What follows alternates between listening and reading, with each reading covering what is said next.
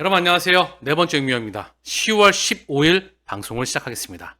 시장은 하락일까요? 상승일까요? 달러의 가격은 하락일까요? 상승일까요? 연준은 금리를 내릴까요? 동결할까요? 주식시장은 하락일까요? 상승일까요? 코인시장은 상승일까요? 하락일까요? 신흥통화는 강세일까요? 약세일까요? 대한민국 코스피는 강세로 갈까요? 약세로 갈까요? 돈을 벌려면 숲을 볼 수 있어야 됩니다.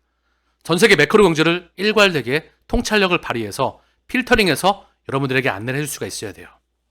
페드는 금리를 인하할 수밖에 없다. 지난 방송을 통해서 여러 차례 강조해 왔습니다. 제롬 파월 연준 의장이 필라델피아 컨퍼런스에서 10월달 금리 인하 가능성을 시사하고 있다. 양적 긴축은 곧 종료가 된다. 파월 연설에서 QT, 양적 긴축을 중단을 하고 FOMC 금리 인하 이런 소식들이 미디어를 통해서 흘러나오고 있습니다. 지금 보시는 화면은 페더럴 리저브 시스템, 연준의 대체 대조표입니다. 페드의 밸런스 시트. 보시게 되면 줄였던 거를 QT라고 하죠. QE는 뭐죠? 양적 완화. QT는 양적 긴축. 돈을 찍어서 뿌린다는 거고요. 얘는 뿌렸던 거를 회수한다는 거야. 근데 보면 회수했던 공간이 두 번의 구간에 있었어. 이때 한 번 회수했었어. 지금도 회수하다가 이거를 멈춘다는 겁니다. 그리고 하나 플러스 더 뭐 한다는 거죠? 금리 인하를 한다는 거죠. 이 그림 또한 여러분들은 코인 시장에 왜 투자하시죠? 이 그림 또한 이해를 할 수 있어야 된다. 2008년도에 연준의 대체 대조표가 1조 달러도 안 됐어. 근데 류만 버러더스 글로벌 금융위기 때 세 차례인 양적 완화로 4.2조 달러 그리고 9조 달러에 육박합니다. 줄인다고 했는데 이때는 6.6조, 지금 현재 6.6조, 이때는 3.7조였었어. 줄인데 많이 못 줄이고 다시 늘렸죠? 코로나 팬데믹 때. 그리고 줄였다가 지금 6.6조. 요거를 멈춘다는 거예요. 여기 플러스 금리 인하가 나온다는 것이지요. 감이 오시겠죠? 페드의 의도를 파악하는 게 중요합니다. 연준은 시장을 돌릴 수밖에 없습니다. 시장이 과연 어떻게 될까요? 아직도 상승을 확신하지 못하시나요? 비트마인이 세계 2의 코인 보유 기업입니다. 무려 20조에 가까운 금액을 보유하고 있어요. 20조가 좀 안 되죠. 한 18조, 19조? 스트레치가 한 105조 정도 됩니다. 이더리움 압도적인 보유 1억이고요. 근데 두 달도 안 돼서 보유량의 3배로 늘렸다는 거. 이미 게임이 끝났다는 것을 이야기해주고 있습니다. 아직도 헷갈리시다면 다시 한번 곰곰이 생각해 보시기 바랍니다. 내가 투자로 돈을 벌 수 있을까? 나는 매매를 하는 사람일까? 아니면 뇌동 매매에 의해서 올라가면 좋고 떨어지면 싶고 바닥에서 잡고 싶고 고점에서 팔고 싶고 그런 하수의 생각을 하고 있다면 갖다 버리시길 바랍니다. 이번 페닉장에서 많은 개인 투자가 페닉셀이 나왔어요. 그 물량을 고스란히 기관들이 쪽 빨아먹었다. 빨대를 꽂고. 셧다운 3주차 트럼프 대중 관세 발언에 흔들리는 뉴욕 증시. 이것 또한 뻥카였었어. 즉 흔들기였다는 거죠. 셧다운은 계속할까요? No. 100% 끝납니다. 관세 또한 어느 정도 일정 구간 가다가 흔들기로 계속 향하겠죠. 그러면서 시장은 계속 달려왔습니다. 코인 시장 또한 그 에너지가 이제 온전히 알트코인들로 전이가 될 수밖에 없습니다. 그 이유는 첫 번째가 ETF예요. 2025년도 XRP ETF 확률이 무려 99%입니다. 그래서 진정한 진짜 ETF 그게 72개, 이전에 30개였거든요. 이게 92개까지 늘었고요. 하루에도 30개가 넘는 ETF가 SEC에 신청해서 대기 중입니다. 이 많은 막대한 양의 ETF가 SEC에서 지금 승인을 대기하고 있습니다. 그럼 기관들이 이 ETF를 통해서 대량으로 자금을 쏘는 겁니다. 지금은 비트코인 현물 ETF, 비트코인 하나만 남았죠? 그 다음 이더리움 현물 ETF. 얘는 스테이킹이 제외됐었어. 반쪽짜리 승인이었죠? 근데 이게 스테이킹이 승인이 되는 거예요. 이더리움이 증권성 시비에서 벗어나는 거죠. 그래서 포스는 증권이 아니야. 이더리움은 채굴에서 포우에서 포스로 바뀌었습니다. 지분 증명으로. 채굴에서 지분 증명으로 바뀌었고 포스는 증권이 아니야. 그리고 짱 박힌 물량. 이 포스 하려고 하면 짱 박혀야 되잖아요. 스테이킹. 이것 또한 증권이 아니야. 폴엑스가 직접 대부분의 코인은 증권이 아니라고 공표해주고 있습니다.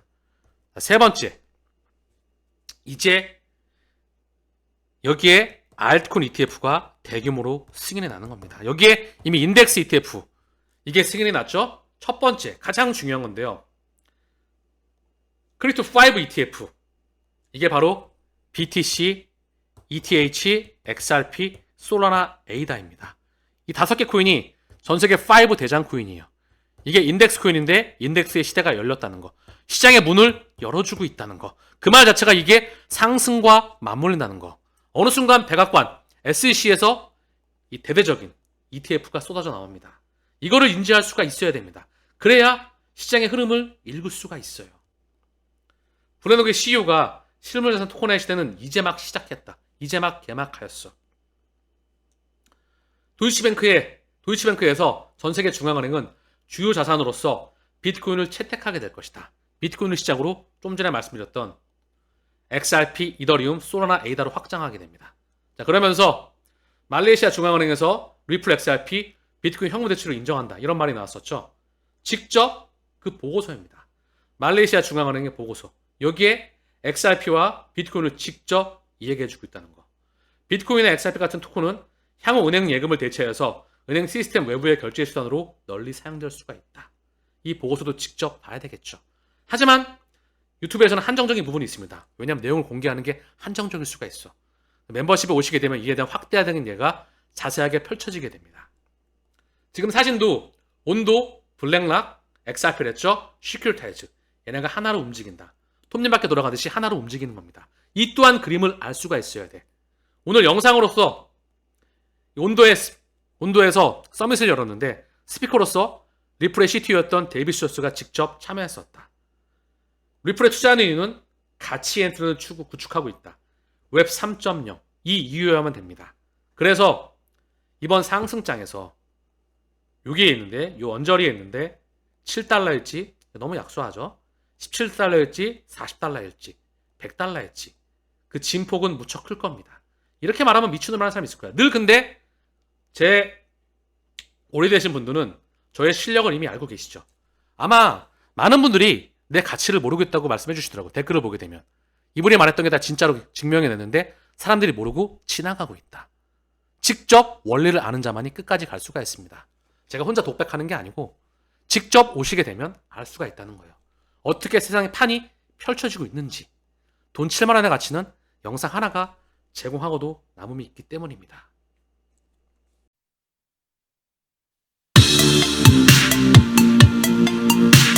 Chris, how would you describe what the Internet of Value is and what the sort of insight is to get us there?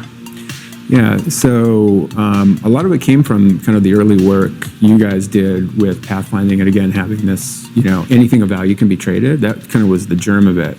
But kind of stepping way back, if you look at the real problem in the world today, a lot of people point to globalization as being, not working for people. And we would say, no, it's not that it's not working. It's just it's a work in progress, right? It's incomplete. So you can have a real globalization needs interoperability in three core things, right? Data, goods, shipping, and money. And the problem is it only has interoperability in data, obviously the internet, and shipping since the 50s with the shipping container, which creates interoperability between port to other port, ship to train to truck.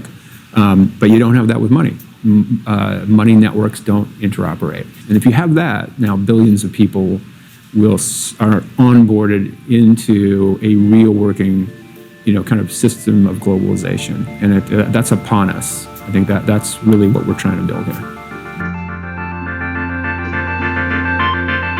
And I think the need is very, very evident now because you have companies that have very, very light infrastructure or none in the areas they serve. If you talk to folks at the Bill and Melinda Gates Foundation who do a ton of work in the financial infrastructure, of the world, the big thing that they're trying to accomplish is to allow people to send as little as 50 cents, somebody in the developing world, if they're really going to be a participant in the global economy.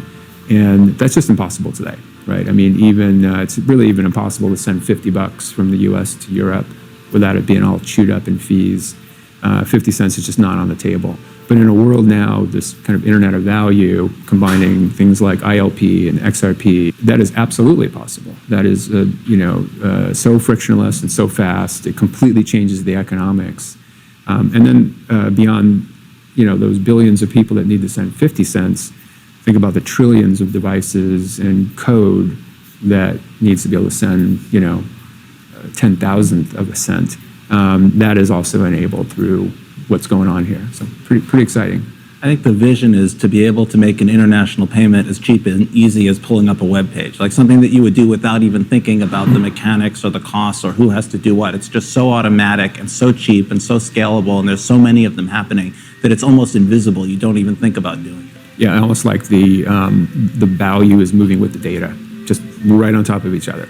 And that is a world that we can have, but not with the infrastructure you have today. You've got kind of an internet world, kind of working with a pre-internet world of money, and those things are not lining up. So this is a big bottleneck for the world. If we can push through this, that's it. And again, blockchains are not the only answer. They're a subset of the solution, but the broader solution combines this kind of value interoperability protocols with a super fast and efficient digital asset, and then with some kind of mechanism for programming how that value moves around.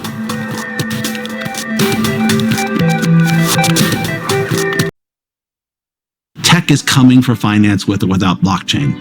That was going to happen. New corporates, companies like Amazon and Uber need more financial services than the current system is able to provide them. And the blockchain technologies are in the right place at the right time.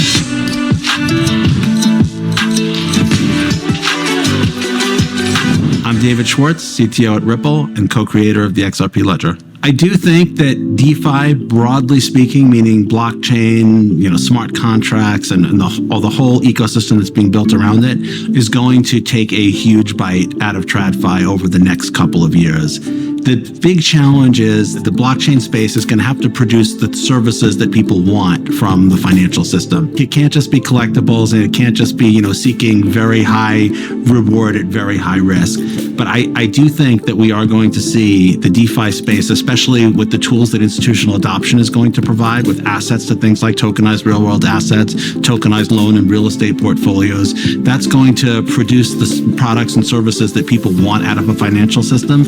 I don't think there's a tension between institutional adoption and decentralization. I think that ecosystems are interested in layer one blockchains because of their decentralization, because of their neutrality. So I think institutions will see that the neutrality of blockchains is a positive for them rather than a negative, because I think ultimately that will be the selling point. And I think that's all going to lead to just massive expansion and growth in the space.